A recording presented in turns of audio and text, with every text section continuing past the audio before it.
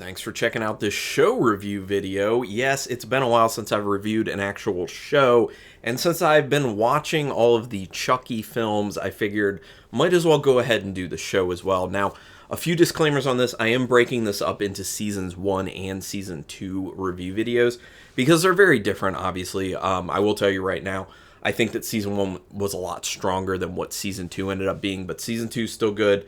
I'll give you my review when I get to it. No spoiler for both of those reviews. The other thing is, my energy level might be lower. I might need to clear my throat more or have like a slight cough here or there, because at this point when I'm doing this review video, I had COVID and I'm still kind of recovering from that. So get exhausted easily and, stuff like that. Anyway, I was very pleasantly surprised with this. And when I watched this, I actually watched it when I was dealing with having COVID and I was isolating from my wife. So it was a rough time for anyone who's done isolating like that. It's not fun to be alone for days in a room. So watching the Chucky show really helped me out. It really got me through because it's a really good show. So I'm very excited to talk about it. Excuse me. Obviously, Don Mancini was involved with this film. He produced the thing, he directed 2 of the episodes, and he wrote 6 of the episodes and stays involved to this day.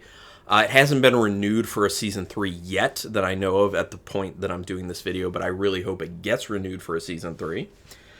The actors for this show apparently had a kill wall that they set up where they put up a person's photo after they were offed on the show.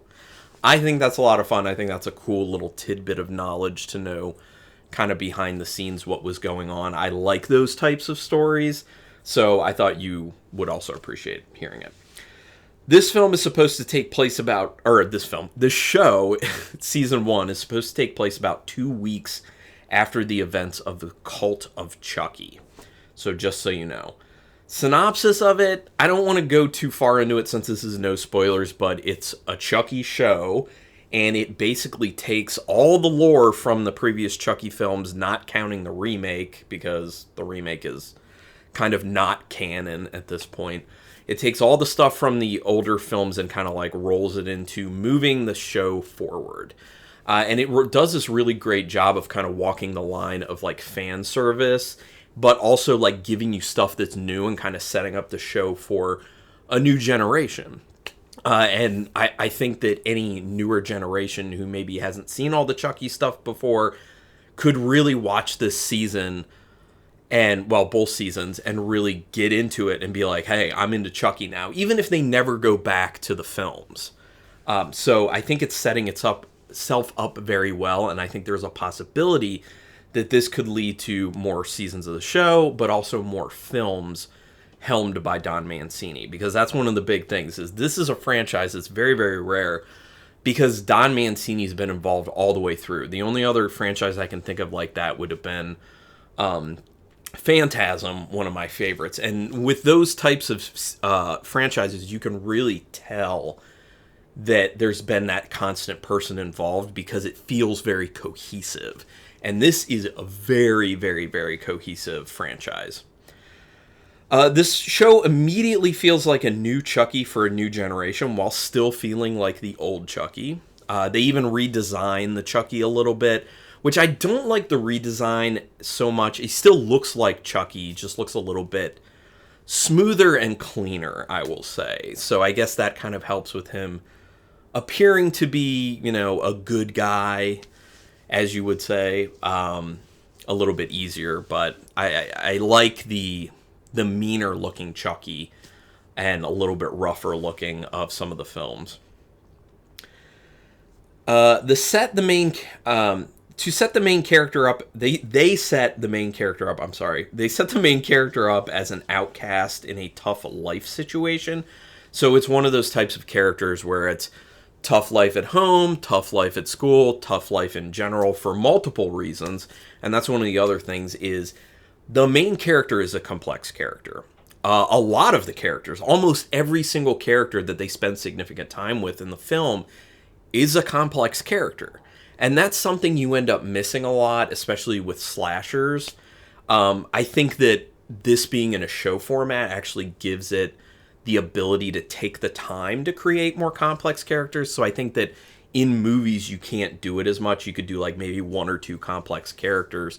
Otherwise it's going to take too much time. Well, with this, it's 8 episodes, and each episode with commercials is an hour. So that's, a little bit less than actually 8 hours because of the commercial time. But that's a good amount of time to set up a lot of characters and kind of tell a lot of story. Because the show is not 100% about Chucky. It's not just all about following Chucky. Obviously, Chucky is a centerpiece to it, and he is very, very important. And he's in every single episode, and they're dealing with a lot of Chucky-related stuff, all the characters. But all the characters have their own problems that you're also diving into. You're seeing the development of their relationships. You're seeing the trials and tribulations that they're all going through. You're seeing a lot of character development of multiple characters, which really feels like wonderful payoff within the show. The music integration in this, very, very good. Love how music is integrated into the film. Oh, one small thing I didn't put in my notes, but I do want to just bring up right now. Each episode for the intro, like, title screen, they comprise, like, they show, like, a close-up of like, some sort of object or a bunch of objects. And then as they pan back, like, there's a ton of objects, and they come together to form the word Chucky.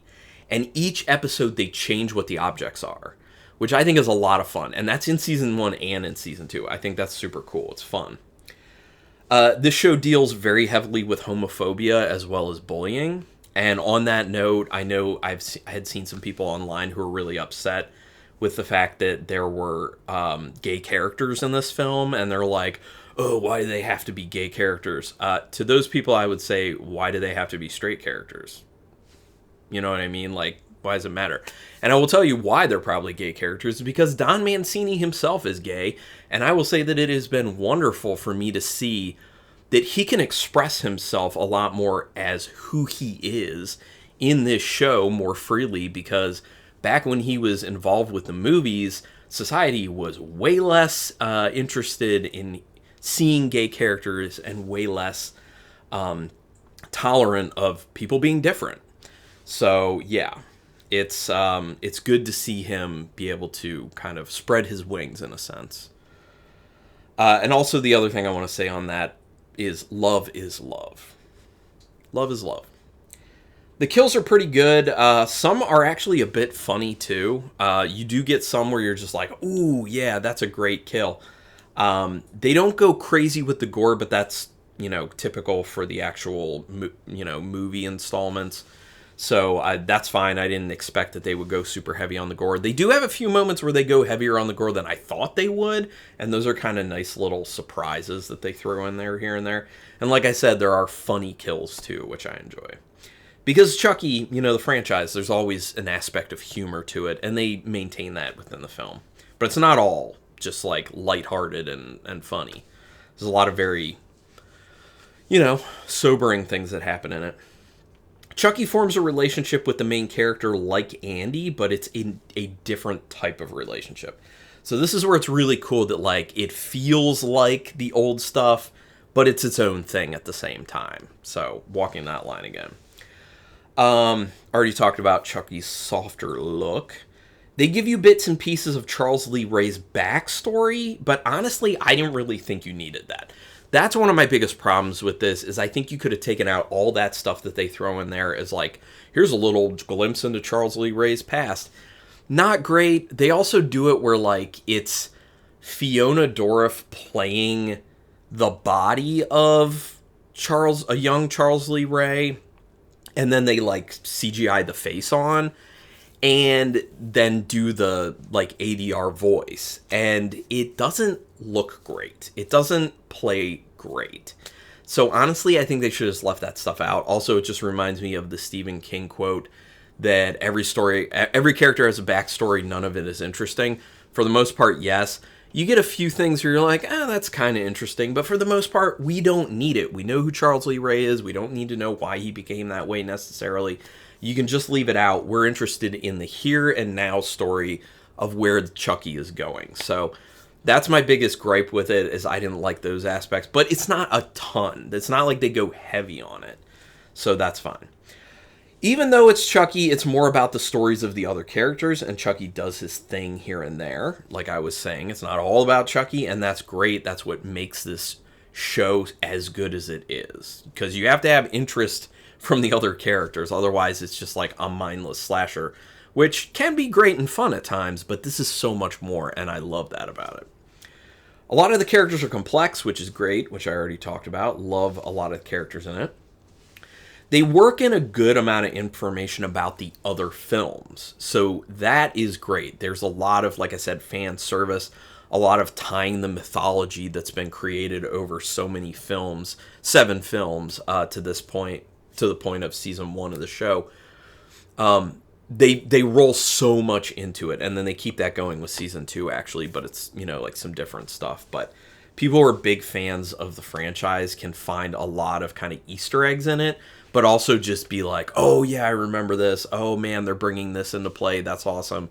So that's great. But you also don't have to have seen the films, because honestly, when I watched the show, I hadn't watched all the Chucky films. I had watched 1 through 4, and a long time ago, Curse and Cult I had watched, so I hadn't seen Seed of Chucky. But and you didn't need it. You really didn't need it. There's an interesting direction they take things a bit over halfway through the season. That's the other thing, is you never truly feel like you know where this film is going to go. Because like I said, it's not like a mindless slasher. It is so much more, and you're always feeling like they're just moving story. And the idea of what's going on with Chucky in the center just keeps kind of like getting bigger as an idea until the very end. And I'll talk about the finale episode in a bit. For a show like this, the pacing is actually pretty solid. Shows a lot of times will end up having some filler, a decent amount of filler, especially when they're made for a cable channel like Sci-Fi, and that's what this was, like a USA Sci-Fi collaboration, but it's on the Sci-Fi channel. So a lot of times those types of TV shows have really bad pacing because there's a lot of filler. There is not filler in this, or very small filler in it. And so for that reason, the pacing is just going. Like, there's always something developing in the story at like every moment of the film or the show for the most part. And I love that. It really keeps it moving. They really do add to the overall franchise story in a very good, meaningful way. You definitely feel like they're like, look, we are taking all the track that we've already laid and we are building a lot more track onto that. Stay with us for this awesome ride. And it's great. It's wonderful. I mean, it's just growing the overall story of the franchise in such a meaningful way. Certain characters in this are extremely fun to watch on screen. Obviously, Chucky is one of them because of the voicing that Brad Dourif does for Chucky. Always been great, always been super entertaining. But there are a lot of other characters who are a lot of fun to watch on the screen. I don't want to say who or who they're played by, because that would give some stuff away about story, and I'm not going to do that. But watch it and you will find out. Then finally, the last thing I want to say is the season finale is great. And they lay the track for some very interesting stuff to come up in season 2. It really gives you this moment of, oh my gosh, they just went big, and where is this going next season? Really great job on this show. I was not expecting it to be that good. I heard people saying it was really good, but I thought, people usually overblow the hype on these things. It was very good. It exceeded expectations for me, and out of 5 stars with half stars in play, I'm giving Chucky season 1 4.5 stars. It is very well done. Loved seeing Don Mancini be able to come back to this and just nurture his baby and turn it into what he wants at this moment in time, and it's a joy to watch. Would love to see or hear your thoughts on it, so go ahead and put some comments down there. Even if you don't like it, that's fine. I always am open to considering differing opinions and having a discourse about that. That's great. Do me a favor, hit subscribe to my channel if you haven't already. Also hit the notification bell button, because that helps me out. If you know when I'm putting up videos, which is what hitting the notification bell will do, like you'll get notification when it's when I put up new videos. If you can help me out and just watch those videos, it helps them gain traction. And just, being a subscriber helps, increase the size of this nerdy horror community I'm trying to create here. So would appreciate all that. It's also the best way to repay me for putting out free content for you. But regardless, thanks for checking out this particular video, and until next time, keep it brutal.